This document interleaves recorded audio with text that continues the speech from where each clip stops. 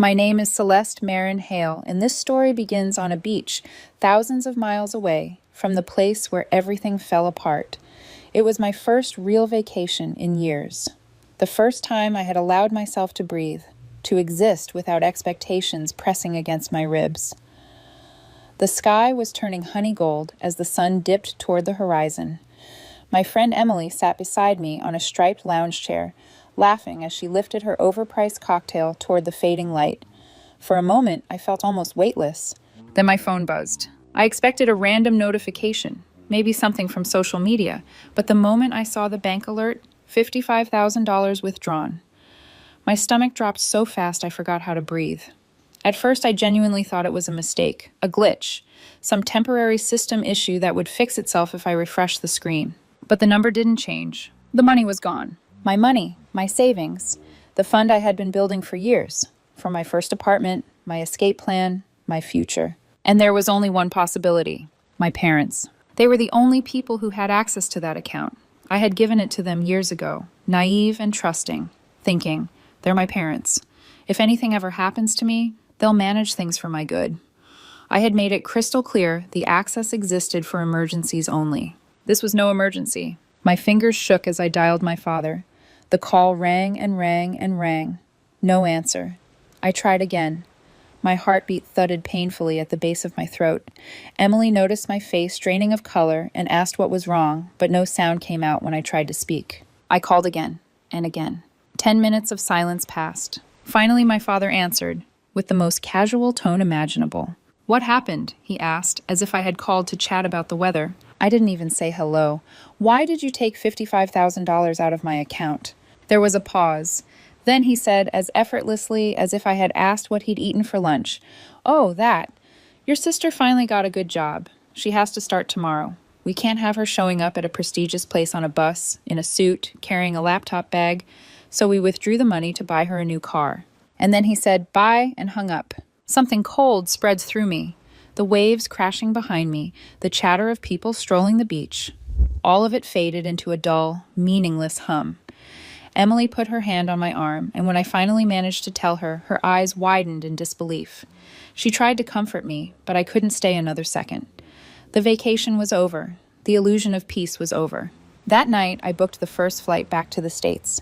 We were supposed to stay 4 more days, but I couldn't pretend everything was fine while my parents used my life savings like their personal piggy bank. Emily understood, even though I could see disappointment flicker in her eyes. She didn't argue. The next morning, as soon as we landed, I didn't even drive her home.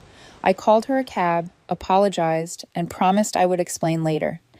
She nodded and told me to call her once I caught my breath. Then I drove straight to my parents' house. I knew I would find something waiting for me. I just wasn't prepared for the punch in the chest I felt when I pulled into the driveway and saw it. A brand new luxury car, gleaming in the morning sun like a monument to betrayal. My money, my future, parked in their driveway. I gripped the steering wheel until my knuckles turned bone white. The front door was open. I could hear laughter inside, familiar voices, blissfully unconcerned. I stepped into the doorway and my mother turned around with a bright smile as if nothing was wrong. "Oh, Celeste, you're home early. How was the trip?" I stared at her, stunned. Was this a joke? My father sipped his coffee like he didn't have a care in the world. My sister lounged on the couch, scrolling through her phone, not even glancing up. "The trip?" I finally said. "You mean the trip I had to cut short because my own parents stole $55,000 from me?" My dad sighed, annoyed. "Celeste, don't be dramatic. We didn't steal anything." I blinked. "You took my money without asking and bought my sister a car. How is that not stealing?" My sister finally looked up. "Relax, Celeste. I needed a car. You'll make more money." The entitlement in her tone made something inside me snap. "So you thought I wouldn't notice?" I asked, turning toward my dad. "We knew you'd notice eventually," he said with a shrug. "But it was necessary. She can't show up at her new job on the bus. She doesn't even have the job yet, does she?" Silence. My sister wouldn't meet my eyes. I laughed, a hollow, humorless sound. Unbelievable. I stepped back outside, needing air. The car stood there like an accusation, like proof that my parents believed I existed only to fund my sister's life. And that's when I knew what I had to do. I went back inside, grabbed the keys off the counter, and said, "I'm taking the car back." My sister shot up. "What?" My dad frowned. "Celeste, don't be ridiculous." But I didn't stop. I walked out the door. And that's when all hell broke loose. By the time I reached the car, my sister was sprinting after me barefoot, shrieking my name like I had just announced I was stealing her firstborn child instead of reclaiming my own life savings. My parents were right behind her, voices overlapping, panic rising. "You can't take it," my sister screamed, grabbing my arm with both hands. "Watch me." I shook her off and unlocked the driver's door. My father stepped in front of the car, palms out, trying to look authoritative. "Celeste, be reasonable. It's already paid for. It's done." "Oh yeah?" I snapped. "With whose money?" He rubbed his temples like I was the exhausting one. "Just let it go. You'll earn it back. Your sister needed it." My mother yelled something about family and sacrifice, but I was done listening.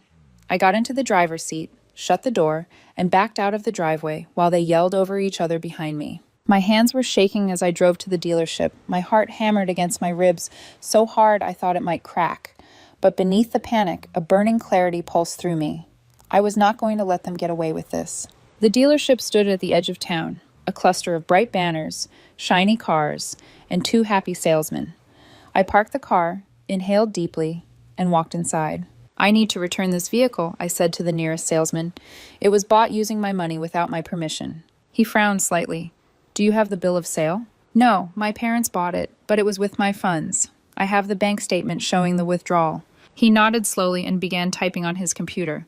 "Okay, what's the name on the purchase?" I gave him my father's name. He typed and typed. Then his face changed. His mouth tightened.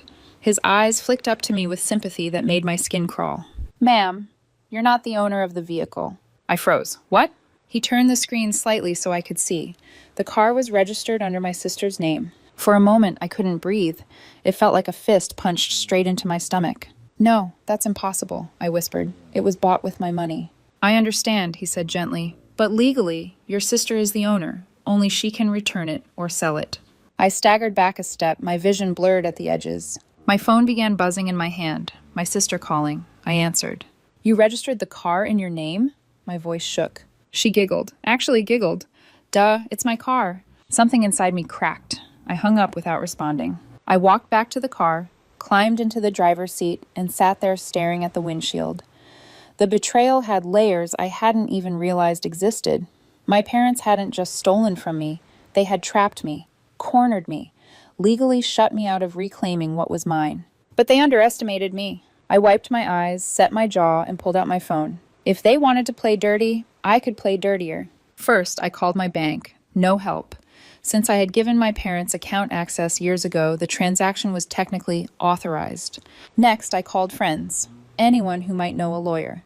Most people offered sympathy, but no real solutions. Then Emily's friend Mark texted me.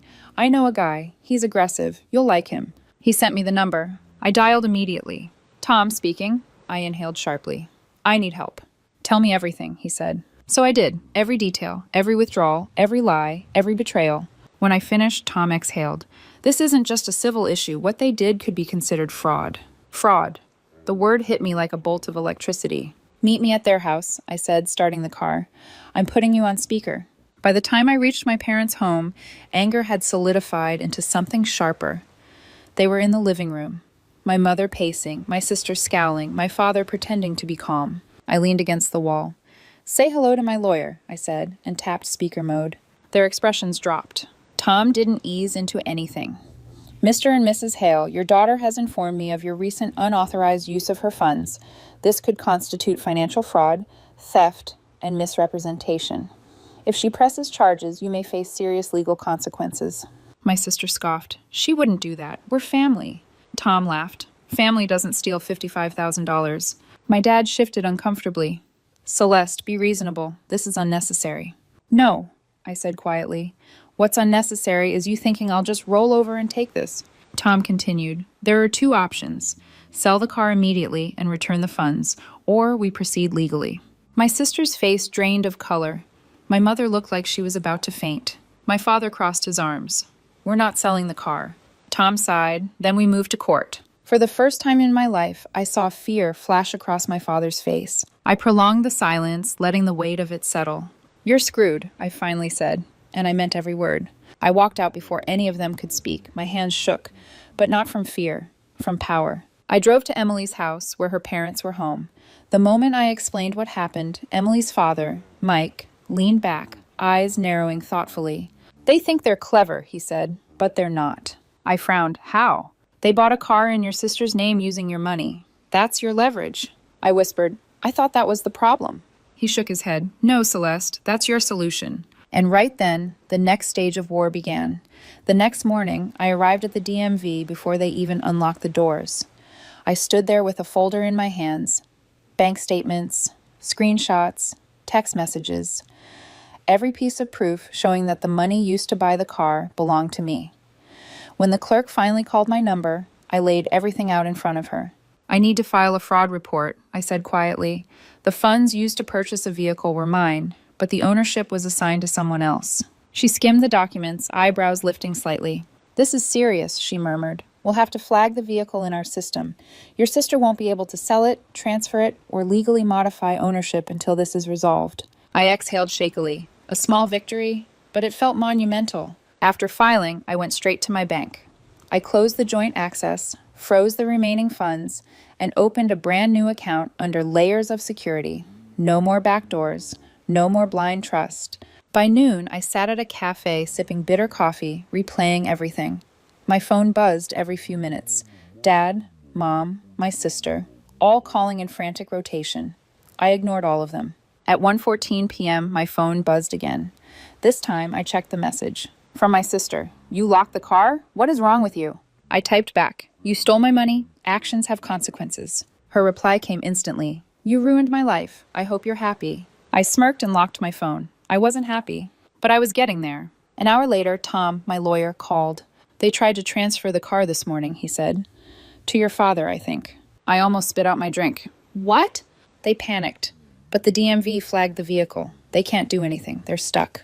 I shook my head, leaning back in my chair. They really think they can outmaneuver this. Oh, they're scrambling, Tom said with amusement. Also, they hired a lawyer. My eyebrows shot up. You're kidding. Nope. He reached out to me, wanted to discuss a compromise. I laughed. Did you tell him to go jump in a lake? Not those words, Tom replied, but close.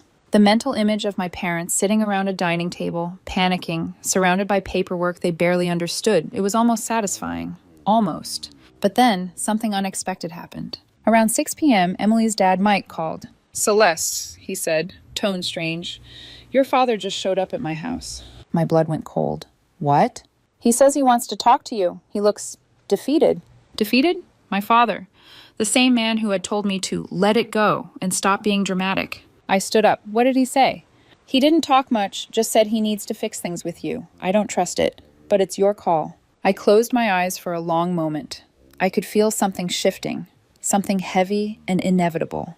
I'll meet him, I said finally, but on my terms. We agreed on a neutral, public location, a coffee shop near Emily's house. No home turf advantage for him, no familiar walls for them to hide behind. When he arrived, I barely recognized him.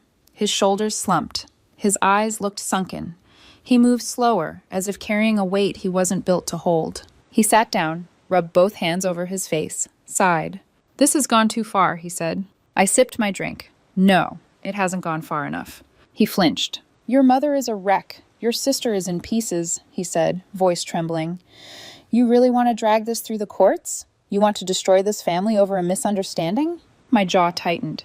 A misunderstanding? You stole $55,000 from me. We didn't steal it, he hissed, then lowered his voice when a few customers glanced over. We just borrowed it. Borrowed? I leaned forward. You registered the car in her name. That's not borrowing. That's making sure I can't take it back. He exhaled through his nose. Fine. Yes. We made a mistake, but your sister needs that job. Does she? I asked. She doesn't even have the job yet. You stole my money for a car she doesn't even need. He winced. Then he whispered something I never expected him to admit. We don't have the money to pay you back. Silence dropped like a stone. He rubbed his forehead, voice cracking. We thought we could, but things are tight. If you take us to court, if you force us to sell the car, we could lose the house. I blinked hard. The house? They were that deep in trouble? For a second, just a second, I felt a flicker of something like guilt. Then I remembered them laughing in the living room, pretending nothing was wrong. Remembered the entitlement in my sister's voice. Remembered the withdrawal alert flashing like a warning sign. That's not my problem, I said quietly. His face fell, truly fell, like he had expected me to fold. Because I always had before. I stood up. You have one option. Sell the car and return whatever money you can. If you don't, I'll take this all the way. I don't care what happens to the house. His hands curled into fists. Celeste, please. I turned and walked out. I had given them their out. If they didn't take it, what came next would be on them. Hours passed, no calls, no texts, nothing. Then the next afternoon, my mother showed up at Emily's house unannounced. Her eyes were red and swollen, her voice trembling. Celeste, please, she begged. Just drop it. I stared at her. Did you sell the car? She shook her head helplessly. Your sister refuses. A bitter laugh escaped me. Then I guess we're done. Tears spilled down her cheeks. You don't understand what you're doing. Your father is trying to refinance the house. If this goes to court, that's his problem, I said flatly, not mine. She sobbed, but we're family. I just looked at her, feeling absolutely nothing. No, family doesn't do what you did. She had no answer. That night, my father finally called. His voice was hollow. We're selling the car. I exhaled, a slow release of pressure from my chest. The dealership offered 20% less than we paid, he muttered, but it's done. That's not my problem, I replied. He said nothing more. The next morning, I received the notification. $43,000 deposited. Not everything they owed me, but enough. Enough to walk away. Enough to start again. The moment the $43,000 hit my account, everything inside me loosened. Not in relief exactly, but in release. Like I had been holding my breath for years without realizing it. It wasn't the full amount they stole, but it was enough. Enough to sever the cord that had tied me to people who saw me as a resource, not a daughter. I stared at the bank screen for a long time. I wasn't happy. Not yet. But I was no longer drowning. That alone was a start. I packed a small overnight bag, grabbed the documents the dealership and DMV had given me, and took a slow walk outside. Emily's mother watched me from the doorway with soft eyes full of concern. You don't have to go back there alone, she said gently. I shook my head. This part I need to do by myself. Her nod was understanding in a way only mothers who witness someone else's child being hurt can understand. Emily hugged me tight. Call me after, she whispered. Even if you don't want to talk, just call. I promised I would and got into my car, my own old sedan, the one I had spent years maintaining because I believed in saving responsibly. Ironic, isn't it? As I drove toward my parents' house, the sky was overcast, sun hidden behind thick, heavy clouds. The neighborhood looked smaller somehow, dimmer, like every house was slightly sunken into the earth. Or maybe I was seeing everything clearly for the first time. When I pulled into the driveway, my father was outside, hosing the concrete. He didn't look up at first. When he finally did, he froze. We just stared at each other. This time the silence wasn't heavy. It was empty. He turned off the hose. You got the money? Yes, I said, not all of it. His jaw tightened. It's all we could do. I know. And I did know, but understanding didn't erase anything. My mother stepped outside a moment later, wiping her hands on a dish towel. Celeste, she whispered, hope flickering across her face like a weak flame. Now that this is over, we can... It's not over, I said. Her breath caught. What do you mean? I'm here for the rest of my things. After today, I'm done. Her shoulders sank. She looked at my father, then back at me. We were only trying to help your sister. I'm not discussing it again, I replied, not one more word. She reached toward me, then let her hand drop. You'll regret cutting us off. I didn't answer. I couldn't. Anything I said would have been too raw, too honest, and I wasn't giving them any more pieces of me. I walked inside the house, a place filled with memories, laughter, past holidays, childhood birthdays, and yet, somehow, every corner felt unfamiliar now, like I was visiting a stranger's home wearing my own skin. I moved room by room, gathering what belonged to me. A few boxes, a duffel bag, a folder with old documents. That was it, my entire life with them condensed into items that barely filled the trunk of my car. When I walked back out, both of my parents were standing in the living room doorway, watching me with expressions that felt like a strange mixture of guilt and resentment. They wanted me to comfort them for the consequences of their own choices. I gave them nothing. I closed the trunk, got into my car, and left without looking back. Over the next week, Emily's family let me stay in their guest room. Emily's dad helped me set up a brand new bank account with strict privacy protections. Her mother cooked for me, like I was their own child. In their home, I felt something I hadn't felt in a long time. Safety. With the money that remained, I put a down payment on a small apartment across town. It wasn't the spacious place I had originally dreamed of, but when I stood in the empty living room on move-in day, sunlight warming the floors, a quiet truth settled into my bones. It was mine, truly mine. I didn't tell my parents. I didn't need their approval. I didn't need their presence. I didn't need anything from them. But word travels. A week later, my phone buzzed with a message from my father. Congratulations. Just one word. No apology. No acknowledgement of what happened. Not even a hint of remorse. My mother followed with a long paragraph full of passive guilt. How family should stick together. How I was overreacting. How one day you'll understand why we did what we did. I didn't bother responding. Then came my sister. Her message was simple. I hope you're happy. We lost money because of you. I blocked her number without hesitation. But the universe wasn't finished. A cousin told Emily a few days later, my sister never got the job. She wasn't even the second choice. They picked someone else entirely. After all that theft, manipulation, and screaming, she was left with nothing but a used car she had to buy herself. I didn't feel joy. I didn't feel triumph. What I felt was cleaner, quieter, justice. Because in the end, none of this was about the money. It was about finally understanding that blood isn't a guarantee of loyalty. That trust is earned, not owed. That peace sometimes requires burning a bridge that was already falling apart. I sat in my new apartment, on my own sofa, in my own space, and breathed in the stillness. For the first time in my life, I wasn't afraid of losing anything. For the first time, everything I had was truly mine.